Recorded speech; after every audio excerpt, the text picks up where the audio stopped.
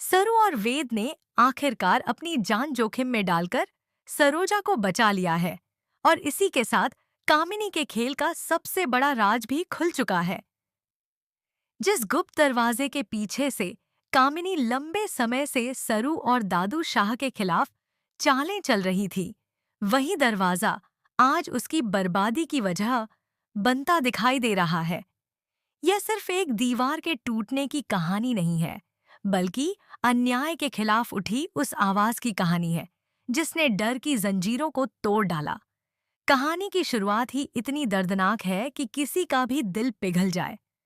अपनी माँ सरोजा की सलामती के लिए सरू कामिनी के सामने गिड़गिड़ाती है। वह अपने स्वाभिमान तक को दांव पर लगा देती है।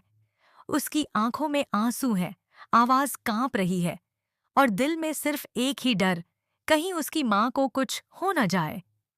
वह कामिनी के पैरों में गिर जाती है, नाक रगड़कर अपनी माँ की जिंदगी की भीख मांगती है। लेकिन कामिनी का दिल पत्थर से भी ज्यादा सख्त है।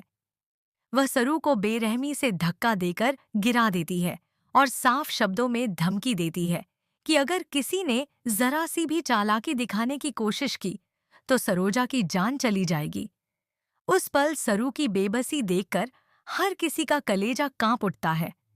मगर माँ बेटी का रिश्ता डर से बड़ा होता है।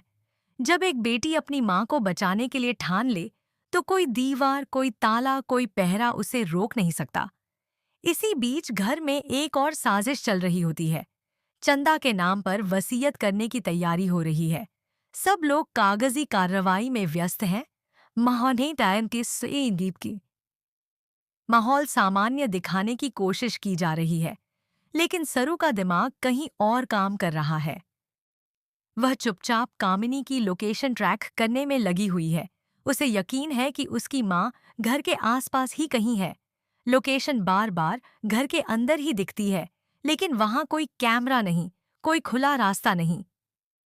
तभी सरू की नजर दीवार पर टंगी एक विशाल और भारी पेंटिंग पर जाती है। वह पेंटिंग पहले भी कई बार देखी गई थी, लेकिन आज उसमें कुछ अलग लग रहा था, जैसे वह कोई राज छुपाए बैठी हो। सरू वेद को इशारा करती है।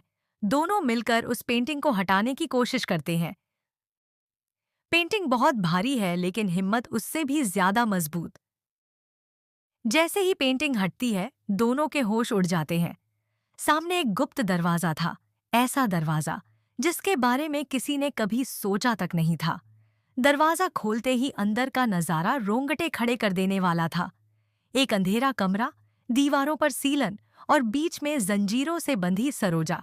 उसके चेहरे पर थकान, दर्द और बेबसी साफ झलक रही थी। चारों तरफ गुंडे पहरा दे रहे थे। यह देखकर वेद का खून खौल उठता है। सरू की आंखों में आंसू नहीं, आग थी।